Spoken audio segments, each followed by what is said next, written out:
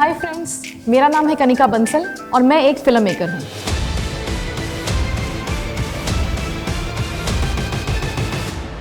...2019 से पहले मैं वेडिंग्स और कॉर्पोरेट शूट्स करती थी, लेकिन अंदर से हमेशा लगता था ये वो नहीं है जो मुझे करना है। हर बार वही थॉट आता था कि मुझे फिल्म्स बनानी है, लेकिन मैंने कभी फिल्म बनाई नहीं थी। और फिर एक दिन अचानक एक कॉल आया, एक छोटी सी फिल्म बनानी है, करोगी? और मैंने बिना सोचे समझे हाँ बोल दिया। आज 6 साल हो गए, कई फिल्म्स बनाई, बहुत गलतियाँ की और सब कुछ सीख लिया खुद से ही। मैं आर्किटेक्चर की स्टूडेंट थी, पर असली प्यार शुरू से फिल्म मेकिंग था। जैसे हर पेरेंट का सपना होता है ना कि उनका बच्चा इंजीनियर या डॉक्टर बने, तो बस मेरे साथ भी कुछ ऐसा ही था। पढ़ा कुछ, किया कुछ, लेकिन बनना कुछ और ही था। मैं कभी फिल्म स्कूल नहीं गई, जो सीखा एक्सपेरिमेंट्स करके और फिल्म्स देखकर सीखा। बस अंदर से एक अर्ज थी कि मुझे फिल्म मेकर बनना है, और जब मुझे ये पहला मौका मिला तो मैंने उसे जाने नहीं दिया। ये मेरी ब्लेसिंग थी कि मेरी पहली शॉर्ट फिल्म में मुझे अपने पैसे नहीं लगाने पड़े। किसी ने मुझ पर ट्रस्ट किया और मुझे सपोर्ट किया। फिल्म का नाम है लव यू सो मच, जिसके प्रोड्यूसर थे कंवल मगन। Thank you so much sir, आपके सपोर्ट के लिए।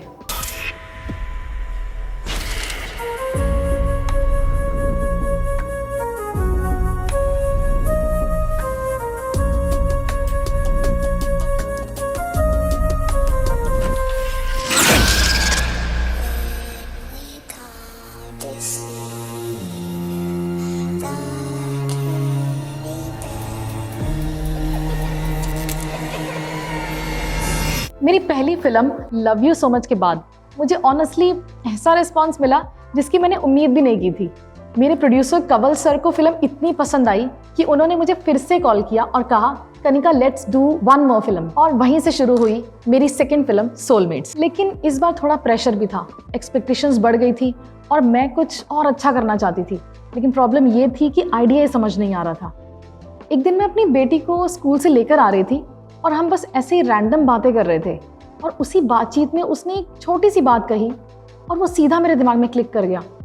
तब मैंने महसूस किया कि कई बार एक पूरी स्क्रिप्ट लिखने के लिए बस एक लाइन ही काफ़ी होती है। और बस यहाँ से सोलमेट्स का सीड आया। उसके बाद उस आइडिया को मैंने डेवलप किया और अपनी सेकेंड फिल्म बनाई सोलमेट्स।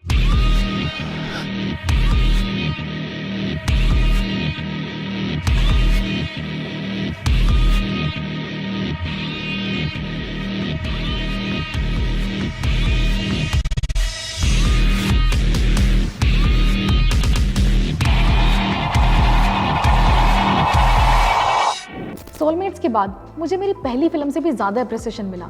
जिन जिन लोगों के साथ मैंने फिल्म शेयर की, सबका रिस्पांस बहुत ही पॉजिटिव था। लेकिन honestly being a film maker, मुझे पता था कि उसमें बहुत फ्लॉज थे। पूरी फिल्म नाइट शूट थी, बजट लिमिटेड था, तो कई जगह लाइटिंग प्रॉपर भी नहीं थी और फुटेज थोड़ी ग्रेनी भी हो गई थी। लेकिन एक चीज़ मैंने वहाँ क्लियरली समझी कि ऑडियंस के लिए स्टोरी सबसे ज़्यादा मैटर करती है, और मेरे लिए डिटेल और क्वालिटी इंप्रूव करना इक्वली इंपॉर्टेंट था। और शायद इसी सीख की वजह से हमने नेक्स्ट प्रोजेक्ट शुरू किया, डेस्टिनी।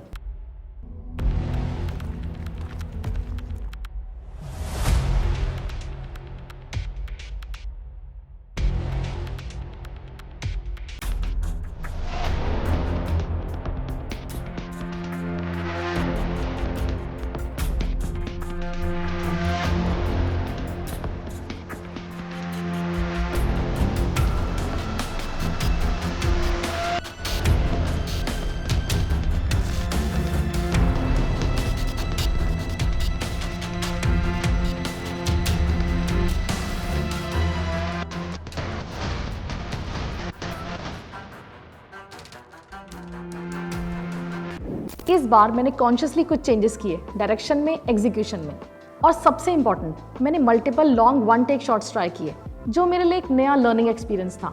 डेस्टिनी के बाद सब कुछ अच्छा चल रहा था, लेकिन यहाँ मेरी जर्नी का पहला बड़ा चैलेंज आया। कंवल सर वापस लंदन चले गए और उन्होंने डिसाइड किया कि वो आगे फिल्म्स कंटिन्यू नहीं करेंगे।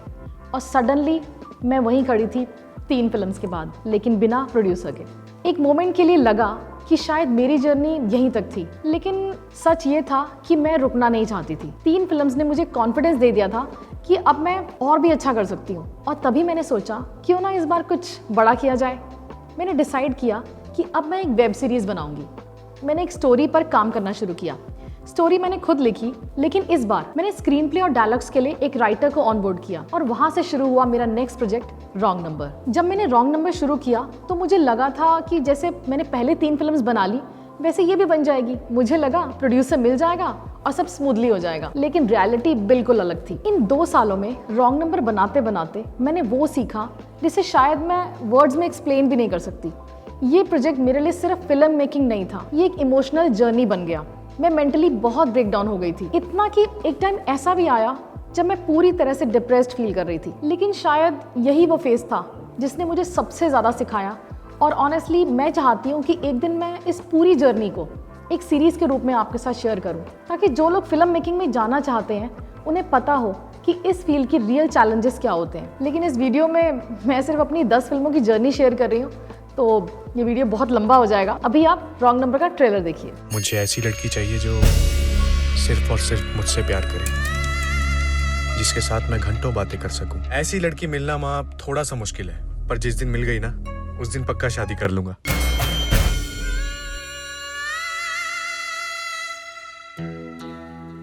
कमाल है, नंबर तो सही है ना? 2 अरे तुमने सही कहा था, ये तो रॉन्ग नंबर निकला।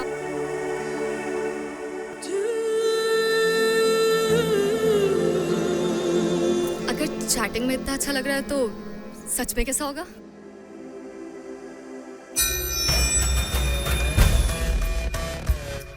क्या बात कर रहे हो बॉस? I mean, आपकी फ्रेंड के साथ मैं? No no no no no. मैंने डिसाइड कर लिया है, मैं पालमपुर जाऊँ।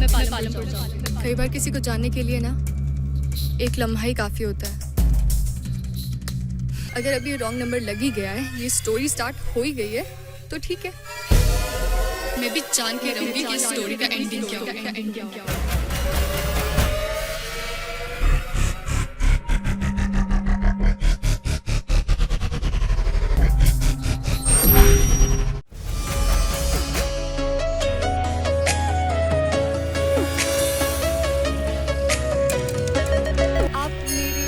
बन सकते हैं थोड़ी देर के लिए।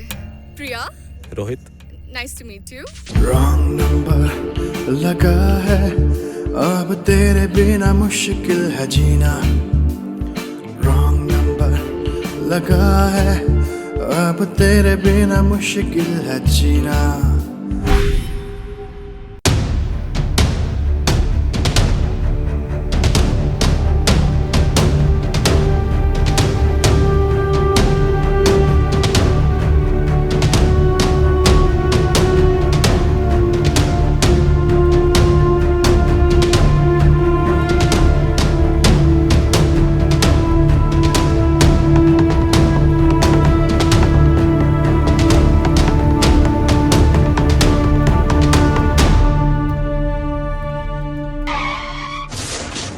शिवरी पापा शिवरी पापा शिवरी पापा।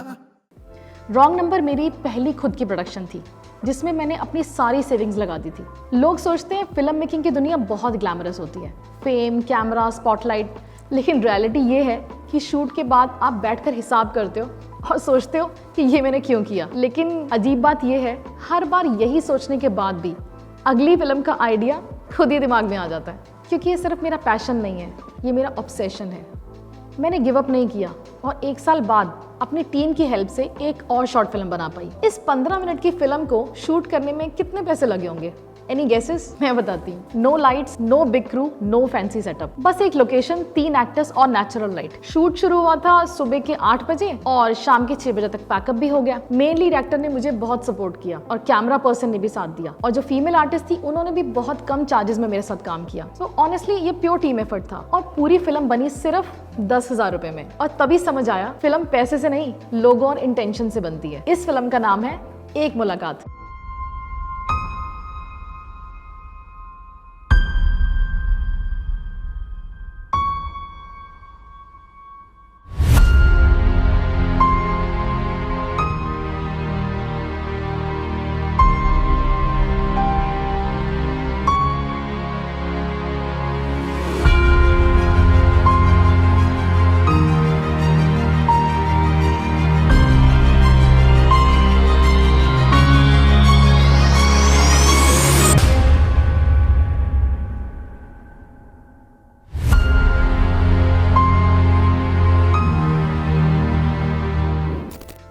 अब मैं रुकना नहीं चाहती थी। एक मुलाकात बनाने के बाद पता नहीं मेरा हौसला ऐसा बढ़ गया था कि मुझे लगा अब मुझे अपनी लाइफ का पर्पस समझ आ गया। चाहे कुछ भी हो जाए, मैं हर साल कम से कम 2 फिल्म जरूर बनाऊंगी। और पता नहीं मेरे अंदर क्या था जो मुझे रुकने ही नहीं दे रहा था। जैसे कोई अंदर से बोल रहा हो, Kanika you have to do this. मैं ऑनेस्टली बहुत बड़ी कॉमेडी राइटर तो नहीं हूँ, पर जब मैंने अपनी अगली फिल्म अमर प्रेम चायवाला लिखी तो मुझे खुद नहीं पता था कि ये फिल्म इतनी फनी बन जाएगी, क्योंकि मेरे जो आर्टिस्ट थे वो इतने अच्छे थे कि वो सेट पर ही अपने डायलॉग्स में कॉमेडी ऐड कर देते थे और मैं डायरेक्शन करते करते खुद ही हंसने लग जाती थी। सब कुछ इतना नेचुरल था, कुछ भी फोर्स नहीं था, बस रियल इंटेंशंस और रियल मोमेंट्स थे। और शायद इसी वजह से ये फिल्म इतनी ऑनेस्टली बन पाई, even on a low budget. तो मैं तो ये कहूंगी, अगर आप भी कॉमेडी लिख रहे हो तो जोक्स मत लिखो, सिचुएशंस लिखो।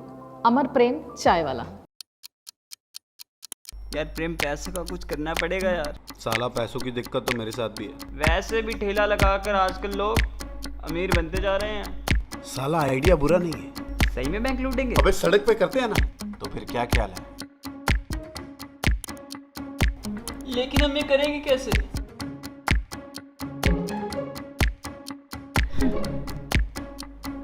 देखो, इस पर्स में ज़्यादा से ज़्यादा 5 से 6 हज़ार होंगे, पर मेरे पास तुम दोनों के लिए एक बेटर ऑफर है। यार प्रेम, इसको तो हमसे डर ही नहीं लग रहा यार, उल्टे ये तो ऑफर दे रही है। क्या ऑफर है?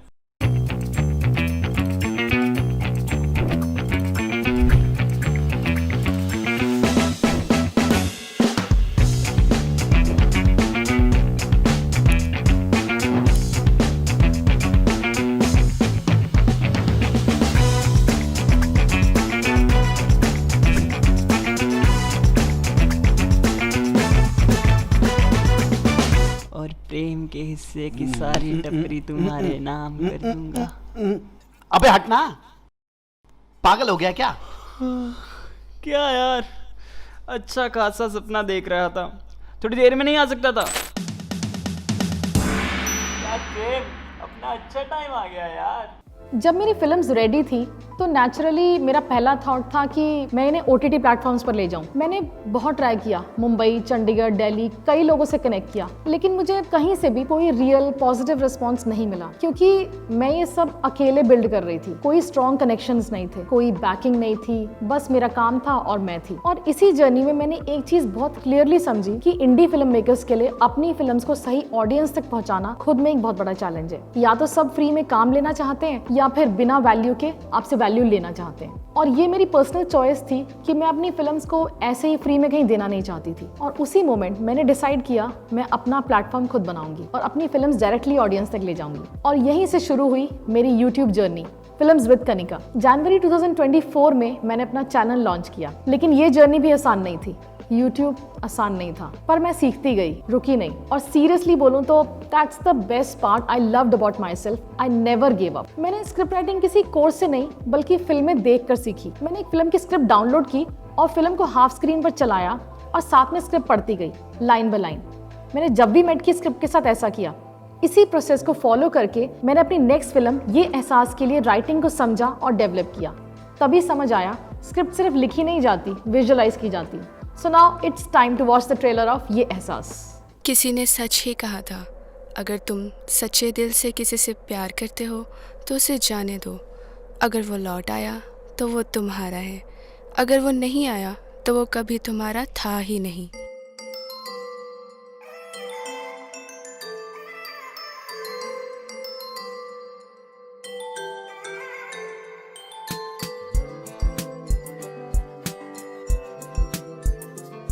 Riya, please don't take me wrong. I slept with her. नहीं पता। क्या बोलेगी तू? हाँ, किसी का घर बर्बाद करने वाली you beach. Mind your language.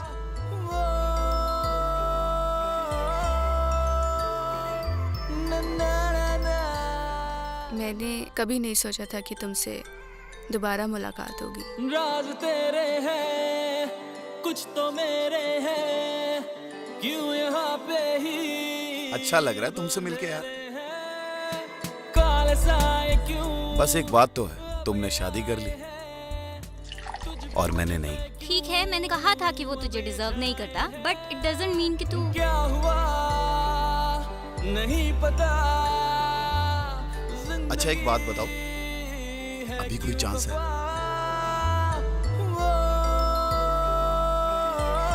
रिया को खोकर ऐसा लगा जैसे मैंने अपना कोई हिस्सा खो दिया हो। शायद मैं कभी उसे बता ही नहीं पाया कि सच में मैं उससे कितना प्यार करता था। ये एहसास बनाने के बाद पहली बार मुझे लगा कि मैं सच में इम्प्रूव कर रही हूँ। ये मेरी पहली फिल्म थी जो मुझे पर्सनली अच्छी लगी और तब मैंने खुद से एक बात कही, अब यहाँ से मुझे सिर्फ आगे ही बढ़ना है। और फिर आई मेरी अगली फिल्म 21 घंटे। ये फिल्म मेरे लिए सिर्फ एक प्रोजेक्ट नहीं थी, ये मेरी डेडिकेशन थी। मैंने 1 महीने तक दिन रात 12-12 घंटे सिर्फ स्क्रिप्ट पर काम किया और फिर आया शूट। बजट नहीं था, लोकेशन भी जंगल थी, लाइट्स भी नहीं थी, लेकिन स्केल बड़ा था, कैरेक्टर्स ज्यादा थे और ड्यूरेशन भी अराउंड 50+ मिनट और शेड्यूल सिर्फ 4 दिन। हम सुबह 7 बजे स्टार्ट करते थे और रात के 12 बजे तक शूट करते थे, लगातार 16-16 घंटे। एक्टर्स का शेड्यूल तो फिर भी मैनेजेबल था, किसी का शूट सुबह और किसी का शाम को, लेकिन हमारे डीओपी टीम, मैं और मेरा एडी, हम 4-5 लोग लगातार 16-16 घंटे काम करते थे। और honestly hats off to my DOP team और मेरा एडी, जिन्होंने हर मोमेंट पे मेरा साथ दिया। दिल से थैंक यू। और इसी फिल्म ने मुझे ये सिखाया कि फिल्म मेकिंग सिर्फ बजट पर नहीं चलती। कई सीन्स हमने मोबाइल लाइट से शूट किए क्योंकि जंगल में रात के 12 बजे कोई लाइट सोर्स नहीं था। लेकिन अगर आपके अंदर फिल्म बनाने का जज्बा है और अगर बजट नहीं है तो इसका मतलब ये नहीं कि आप फिल्म नहीं बना सकते। फिल्म मेकिंग में लिमिटेशंस नहीं, क्रिएटिविटी मैटर करती है। तो ये रहा 21 घंटे का ट्रेलर।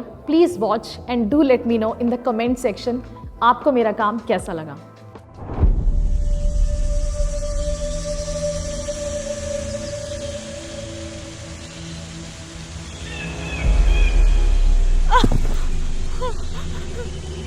नहीं, प्लीज प्लीज, मैंने तुम्हारा क्या बिगाड़ा है?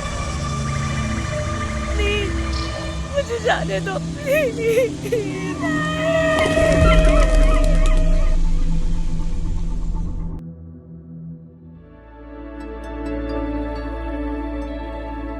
ओए कार्तिक, तू सरप्राइज छोड़, ये बता जा कहाँ रहे हैं हम? रोहन के फ्रेंड का फार्म हाउस है, मिर्जापुर, नीचे वाली। मिर्जापुर?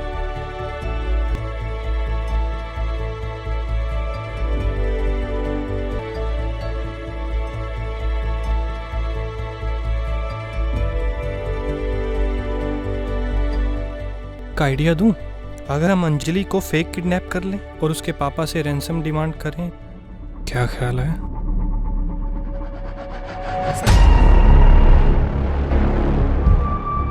यार मुझे लगता है हमें पुलिस को इन्फॉर्म करना चाहिए। पता नहीं मेरी बेटी किस हालत में होगी। अरे यार लिफ्ट मिल रही है, चलते हैं ना। नहीं रोहन, विल मैनेज। अंकल को आने में कम से कम 2 घंटे लगेंगे। Behave yourself. क्या बकवास कर रहा तू? तुझसे मतलब? छोटा अभी नई नई जवानी छाई है ना, फिसल जाता है।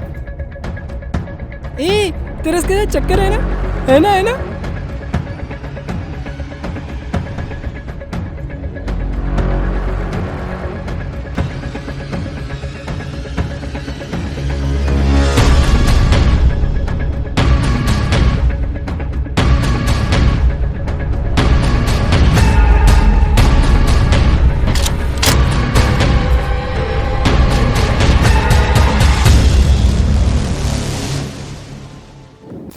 घंटे ने मुझे बहुत कुछ सिखाया। पोस्ट प्रोडक्शन भी आसान नहीं था। जैसे मैंने 1 महीना स्क्रिप्ट पर दिया था, वैसे ही पूरे 2 महीने मैं एडिटिंग पर बैठी रही, दिन रात सिर्फ उसी फिल्म पर काम किया और उसका बैकग्राउंड म्यूजिक भी मैंने खुद से ही बनाया। और फिर आया वो मोमेंट जब मैंने 21 घंटे को अपने यूट्यूब चैनल पे रिलीज किया। तब तक मैं ऑलरेडी 6-7 फिल्म्स अपलोड कर चुकी थी, लेकिन चैनल अभी तक मोनेटाइज नहीं हुआ था। लगभग 1 साल हो चुका था और फिर 5 जनवरी 2025 को 21 घंटे रिलीज हुई और जस्ट 1 मंथ के अंदर इतना अच्छा रिस्पॉन्स आया कि मेरा वॉच टाइम शूट अप कर गया और मेरा चैनल मोनेटाइज हो गया। मुझे खुद पे विश्वास नहीं हो रहा था, लेकिन ये फीलिंग शायद हर क्रिएटर समझ सकता है। पर सच में ये भी है कि फिल्म मेकिंग इजी नहीं है। आप रोज कंटेंट नहीं डाल सकते क्योंकि एक फिल्म बनाने में टाइम लगता है। मैं साल में सिर्फ 2 फिल्म्स बना रही थी, लेकिन कंसिस्टेंसी नहीं छोड़ी और शायद उसी का रिजल्ट था। और फिर आया मेरा अगला प्रोजेक्ट एक सुकून। 21 घंटे के बाद मुझे लगा था कि अगला प्रोजेक्ट भी उतना ही टफ होगा, लेकिन एक सुकून मेरे लिए बिल्कुल ऑपोजिट एक्सपीरियंस बन गया। ये प्रोजेक्ट मेरे लिए एक फन जर्नी था। बस 2 दिन का शूट और हंसते खेलते पता ही नहीं चला कब खत्म हो गया। ये एक सिंपल रिलेशनशिप बेस्ड स्टोरी थी, कुछ लाइट, कुछ रियल,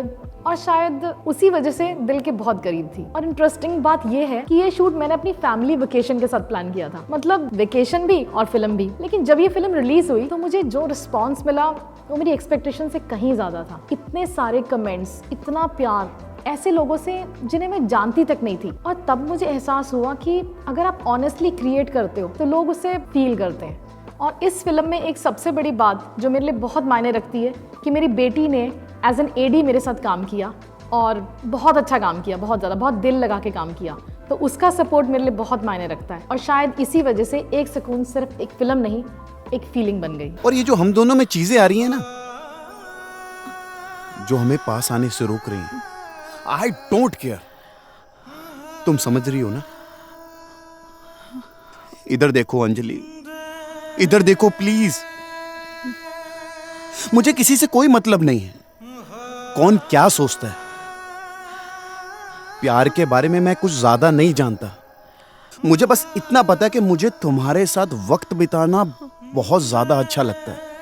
चाय पिए, मैगी खाएं, हंसते रहें, मैं लिखता रहूं, कुछ ना भी करूं, मैं बस तुम्हारे साथ बैठा रहूं। खुद से बातें करने लगा हूं अंजलि। बोलो ना अंजलि, बोलो ना प्लीज गो।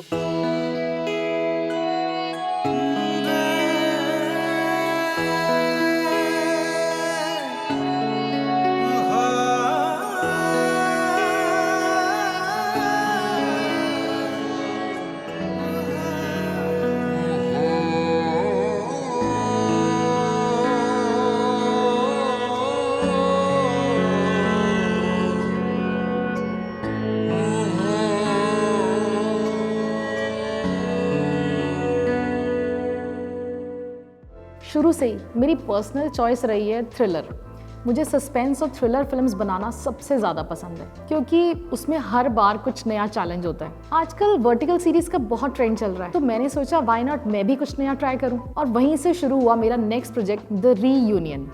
इस प्रोजेक्ट में अराउंड 13 आर्टिस्ट थे और ये मेरी लेटेस्ट फिल्म है जिसे मैंने 2025 में शूट किया और 2026 में रिलीज किया। सबसे इंटरेस्टिंग पार्ट था इसका नाइट शूट। हमारा शूट शाम को 7:30 बजे स्टार्ट होता था और सुबह के 6 बजे तक चलता था। और ऑनेस्टली नाइट शूट आसान नहीं होता क्योंकि हम सबको रात में सोने की आदत होती है। कई बार ऐसा होता था कि जिस आर्टिस्ट का शॉट रेडी होता था वो सो रहा होता था, हमें उसे उठाकर बुलाना पड़ता था कि जल्दी आओ, शॉट रेडी है। लेकिन सरप्राइजिंगली शूट बहुत स्मूथली निकल गया, कोई मेजर प्रॉब्लम नहीं हुई।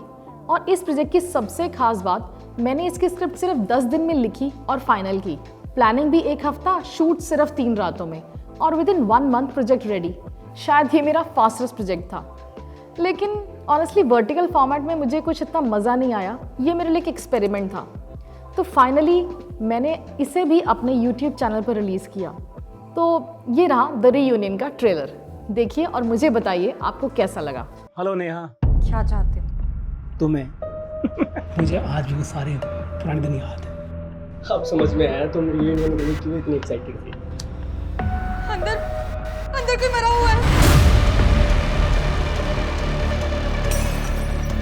किसका घर है? यहाँ के पास डॉक्यूमेंट्स हैं, साइन करो ना।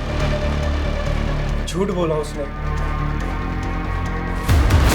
जब सच छुपाने की कोशिश होती है ना मिस्टर यश, तो चेहरे से पहले आवाज काफी होती है। ओहो, पुरानी मोहब्बत, बदला। हाँ मैं जानती थी, वो जस्ट शट अप किया। एक अटेंडेंट था फोटोग्राफर के साथ, वो भी हो सकता है। किसी को भी नहीं मारा। कहाँ है वो आपके इंपॉर्टेंट पेपर? कहाँ है वो कुरियर? ड्रिंक बनाने को बोल रहा था। मैं पूछ रहा हूँ, जानते कैसे हो? इंस्पेक्टर रावत, ये इतना आसान नहीं होगा। He was just going to ruin everything.